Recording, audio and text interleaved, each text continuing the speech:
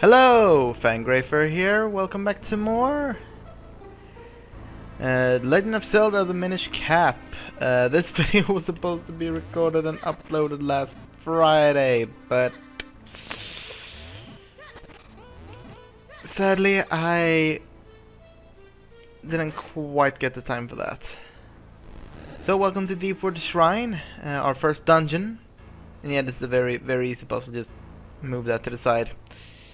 If you want to know why I didn't have the time to record, just check my Facebook or Twitter post from last Friday and things should become clear.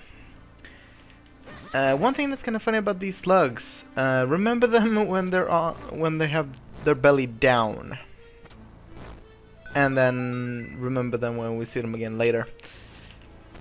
There we go. We got a small key by hitting all those switches. There's a locked door here. See if you can find a key that opens it. I held the key as low. Now, here we're gonna see more slugs falling down on you, and as you can see, they instantly die when you slash them. So apparently,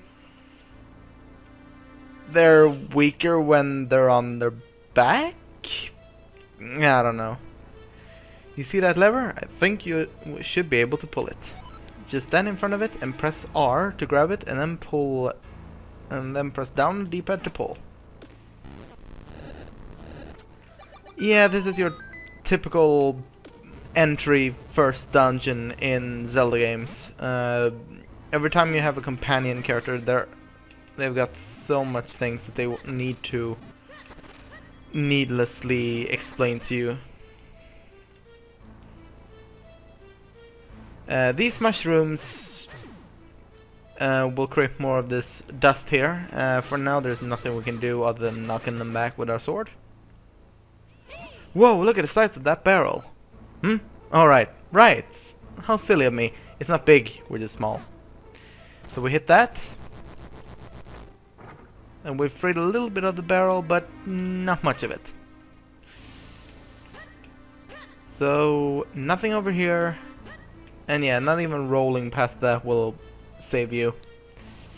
So yeah, inside this barrel there is nothing we can do right now. We have two areas accessible to us. Ow. But that will change.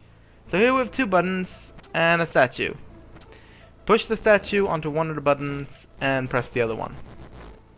There we go. It's now freed. Why did we need to have that barrel free? Well,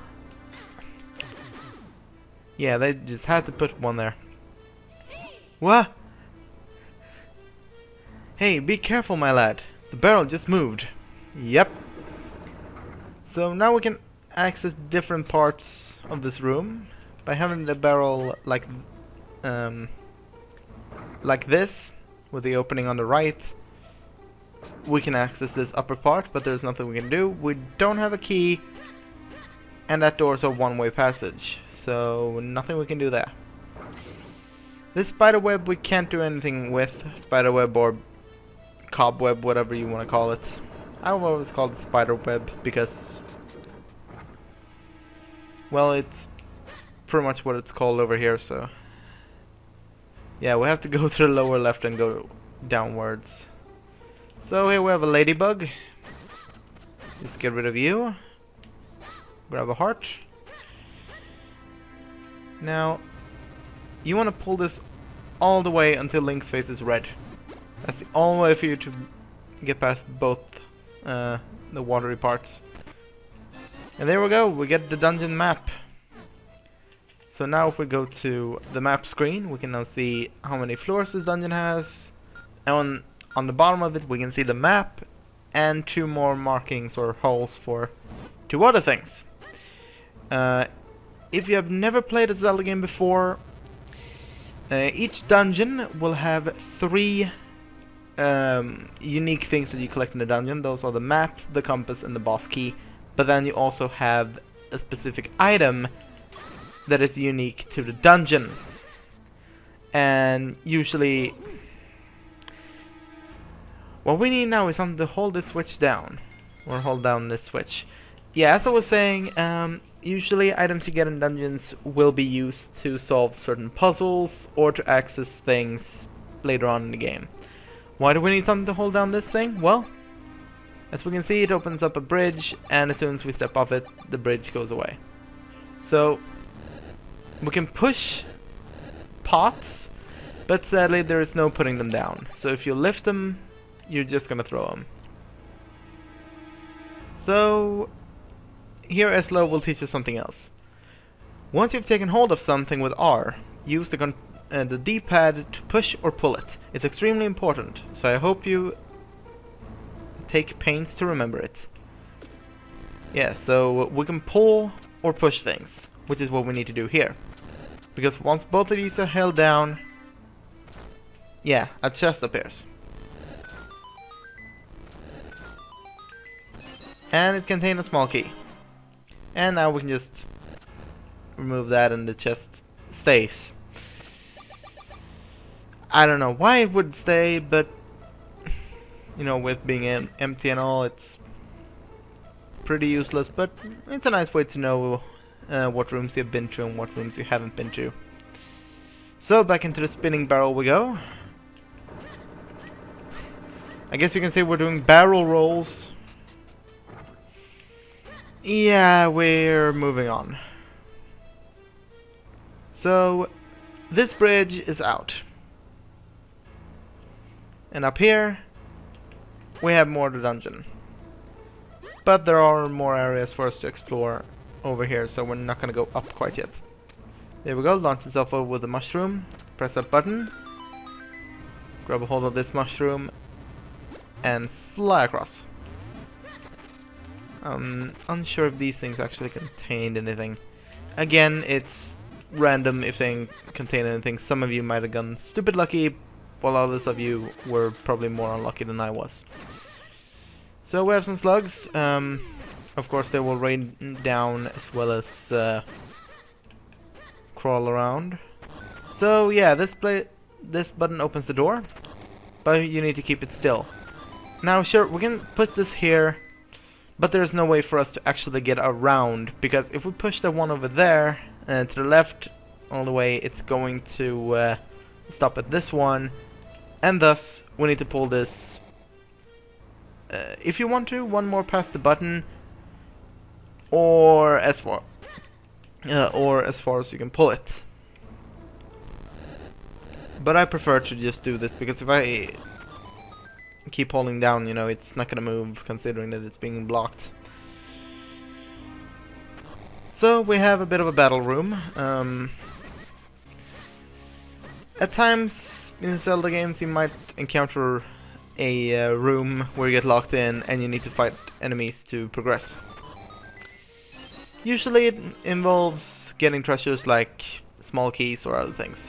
And there we go, we made a full loop. Now we can finally move on up here. Over and throw these just for fun. More ladybugs. Ooh, money, money. Thank you.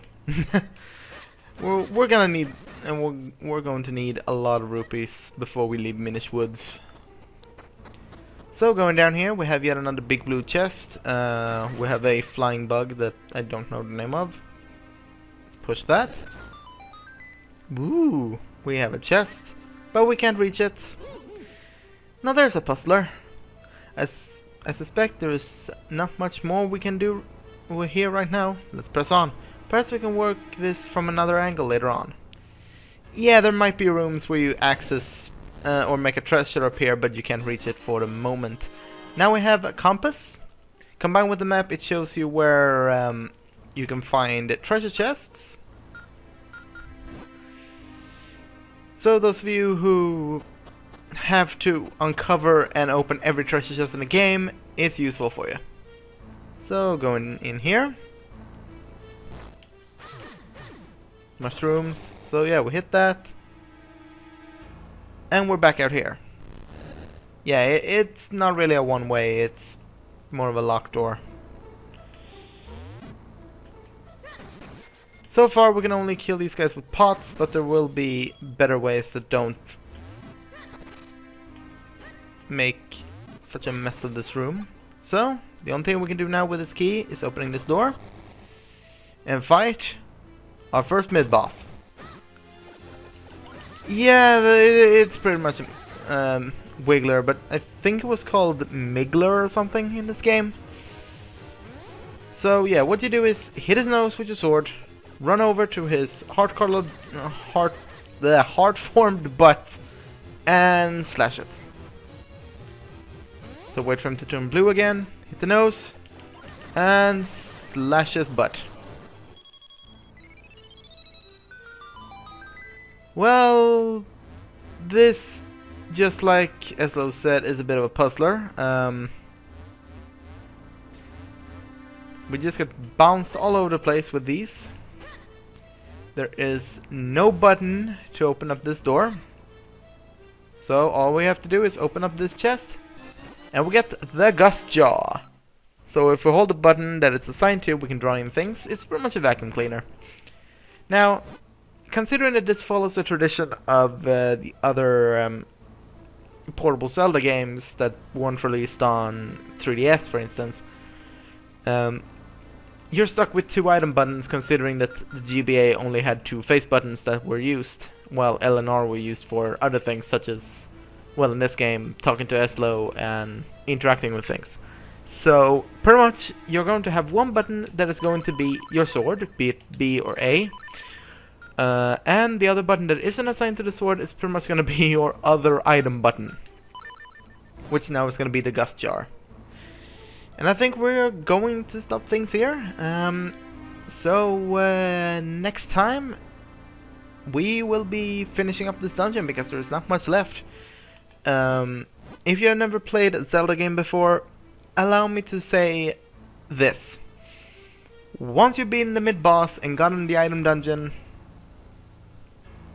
or the dungeon of the item, or item of the dungeon, whatever you want to call it, you're pretty much going to use that item to find the boss key and make it to the boss.